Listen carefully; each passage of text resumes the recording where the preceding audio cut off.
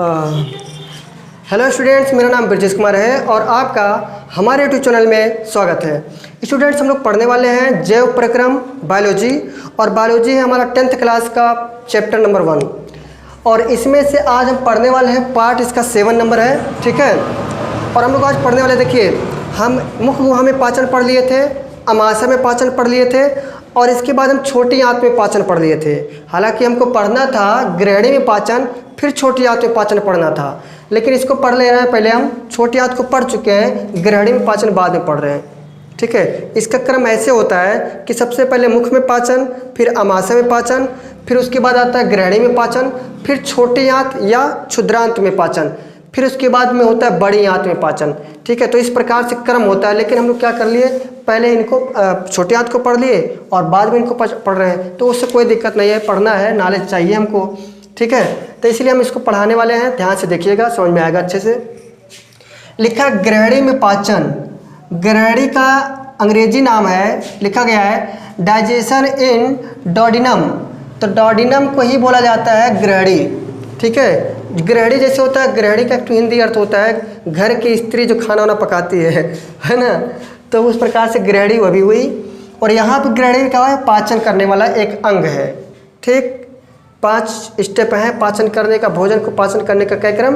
5। एक मुख में होता है, एक अमाशय में, एक ग्रहणी में, एक छोटी आंत, एक बड़ी आंत। बड़ी आंत ही लास्ट स्टेप है। वहाँ पे अगर पाचन नहीं हो पाया तो फिर कोई दिक्कत नहीं है, अब उसका कोई फायदा नहीं है। देखिए क्या होता है, लिखा है ग्रहणी में कायम। कायम का मतलब ही होता है अधपचा भोजन। अगर पच गया होता तो शरीर के सभी अंगों में अपने अपने हिसाब से चला गया होता, ठीक है, और शोषण हो जाता।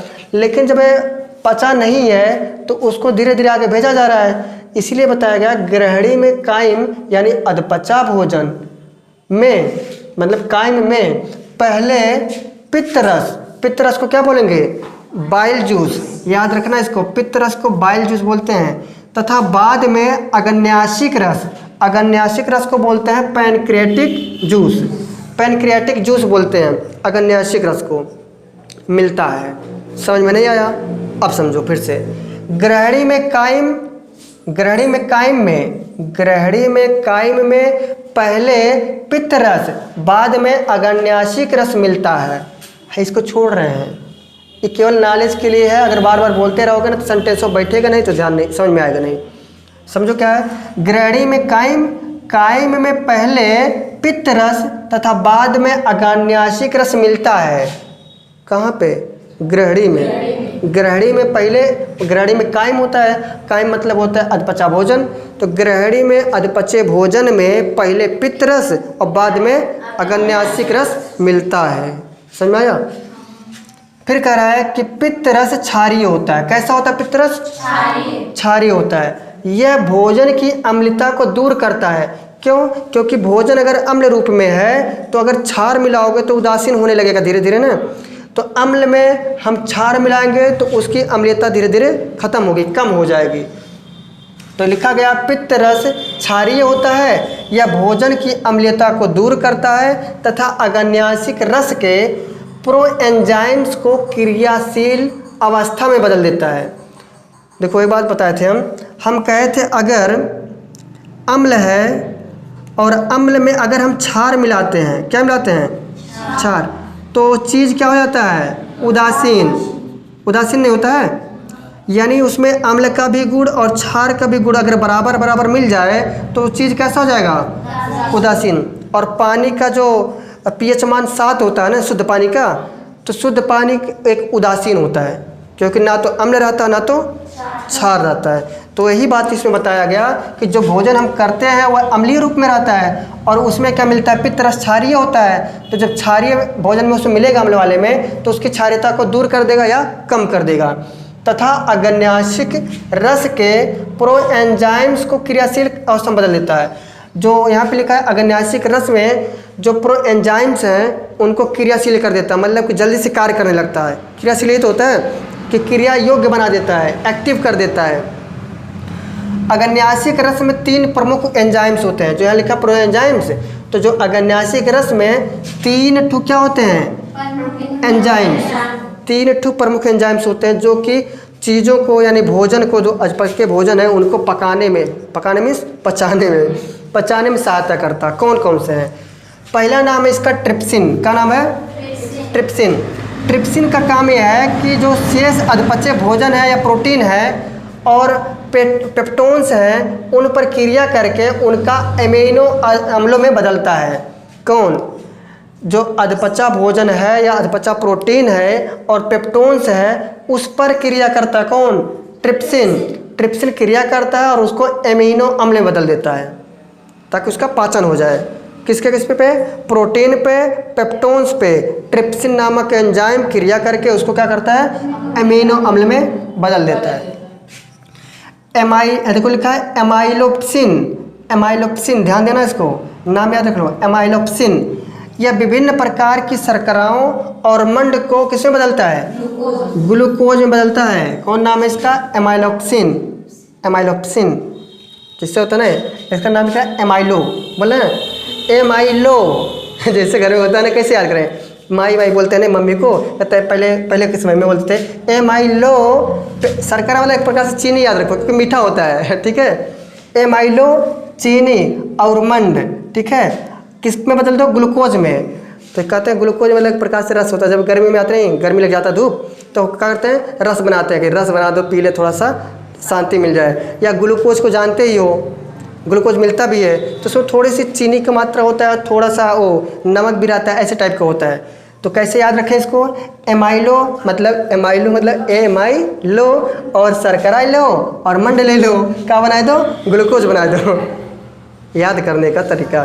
तो एमाइलो विभिन्न प्रकार की शर्कराओं और मंड को ग्लूकोज में बदलता है। तो याद कर लेना इसको, कौन कौन पाचन करता है? एमाइलोप्सिन विभिन्न प्रकार की शर्कराओं और मंड पर क्रिया करके ग्लूकोज में बदलता है। कितना बढ़िया तरीका, सही है। तो इनके साथ में रिलेशन पता चल गया।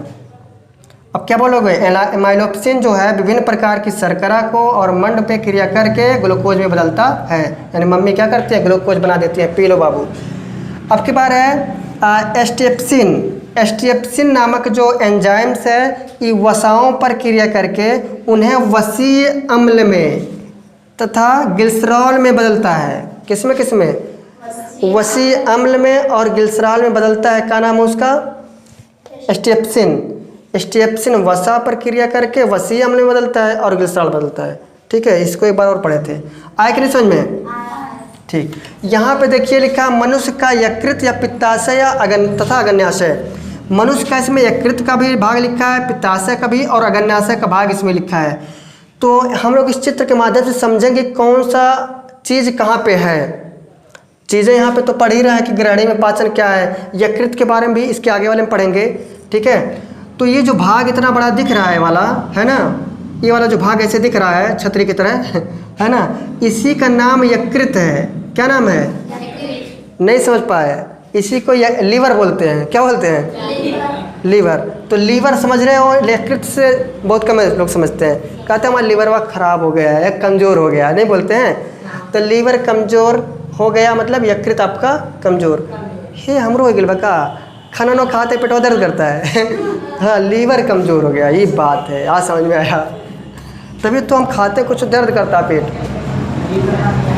हाँ कार बाबू कल पढ़ेंगे, ठीक है, कल पढ़ेंगे। कल ये लीवर का काम कल पढ़ेंगे। लीवर का काम कल पढ़ेंगे। अभी केवल परिचय देख लो किसे कहते हैं। तो ये वाला जो भाग है इसी को हम क्या बोलते हैं? लीवर यानी यकृत। यहाँ पे देखिए जो यह पतली सी नली दिख रही है ऐसे करके, इस वाले भाग को, यही वाला जो नली है, देखिए ये वाला नली, इसी नली को बोलते हैं अग्न्याशिक नलिका, ठीक है। अभी बार बार नाम इसमें आया था अग्न्याशिक, ठीक है। देखो यहाँ पे अग्न्याशिक लिखा है ना, तो अग्न्याशिक रस यहीं से निकलता है। यहाँ पे जो ये वाला भाग है इसको हम थोड़ा सा गाढ़ा कर दे रहे हैं और इसी का नाम क्या है? पित्ताशय। कभी कभी बोलते हैं ना पित्त में पथरी पड़ गया है, बोलते हैं ना, तो ये है पित्ताशय। इसी में पथरी उथरी पड़ जाता है, पता नहीं कैसे। पित्ताशय हाई देखो ये है ग्रहणी। अरे बाई का मिल गई ग्रहणी, ग्रहणी मिल गई, इसी का नाम था ना। तो ग्रहणी जो है ये वाला भाग जो है यहाँ पे, ये वाला जो हिस्सा है इसी को क्या बोला जाता है? ग्रहणी। हाँ, गृहिणी में पाचन मतलब इसी में पाचन की बात हो रही थी, समझ में आया। फिर देखिए यहाँ पे एक और नली है, इसका नाम बोला गया है पित्त नली। क्या नाम है? पित्त नली। और ये पित्त नली ऐसे ऐसे जाते हुए यहाँ पे पित्ताशय बना है, ऐसे ऐसे जाएगा। पर ये नली किससे जुड़ा था? पित्ताशय से। तो पित्त नली पित्ताशय से भी जुड़ी रहती है। और का और कुछ नहीं और कुछ नहीं। और जो शेष चीज़ें हैं, अलग अलग काम है इन सभी का, तो हमको केवल इसी के बारे में पढ़ना था। पित्ताशय, गृहिणी और पित्त नली जानकारी लेना था।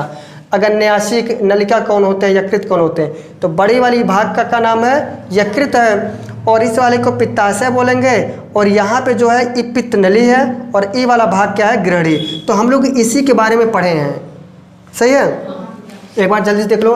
गृहिणी यानी में कायम मतलब अधपका भोजन। पहले किसमें? पित्तरस। पहले क्या कर रहा है? पित्तरस। तो पित्ताशय है ना, तो पहले पित्तरस तथा बाद में अग्न्याशिक रस मिलता है किसमें? गृहिणी में। तो यहाँ से आता है, पहले क्या करता है? गृहिणी में पित्तरस, उसके बाद में अग्न्याशिक रस यहाँ से आके मिल जाता है। फिर लिखा है पित्तरस क्षारीय होता है। कैसा होता है? क्षारीय। क्षारीय रहेगा, भोजन हमारा अम्लीय है, मिल जाएगा तो उसकी अम्लीयता को दूर करेगा, सही।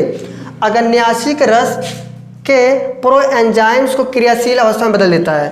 अग्न्याशिक रस जो है वो प्रोएंजाइम्स को क्रियाशील कर देता है, एक्टिव कर देता है। हाँ, प्रोएंजाइम्स यहाँ पे है तीनों। अग्न्याशिक रस में 3 प्रमुख एंजाइम्स होते हैं। 3 प्रमुख के नाम क्या है? ट्रिप्सिन है, एमाइलोप्सिन है, एस्टेप्सिन है। तो ट्रिप्सिन का काम है अधपचय भोजन को प्रोटीन और पेप्टोन्स पर क्रिया करके उनको अमीनो अम्ल में बदल देता है। एमाइलोप्सिन जो है शर्करा और अमंड पर क्रिया करके ग्लूकोज में बदल देता है। स्टेप्सिन जो है वसाओं पर क्रिया करके उसे वसीय अम्ल और ग्लिसरॉल में बदल देता है। चिकन, समझ में आया? तो इसको कॉपी करिए, इसके आगे देखते हैं।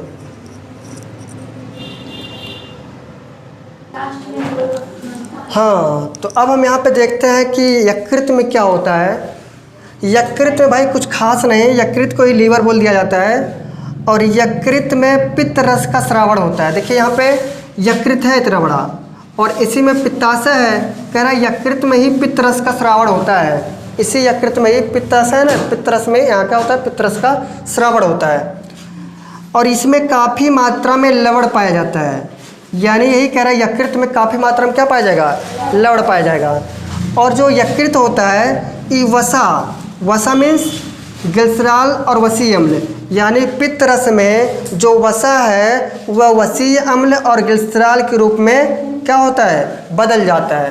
पित्त रस में जो वसा है वही वसीय अम्ल और ग्लिसरॉल में बदल जाता है। ठीक है, इस प्रकार से यहाँ पे हम इसको बना दिए हैं। इसको कॉपी कर लीजिए, अगले में हम पढ़ेंगे इसके आगे। यदि वीडियो अच्छा लगा तो लाइक करिए, सब्सक्राइब करिए, शेयर करिए। मिलते हैं अगले वीडियो में, तब तक के लिए हंसते रहिए, मुस्कुराते रहिए और पढ़ते रहिए। देवी जी बताते रहिए। मिलते हैं। जय हिंद।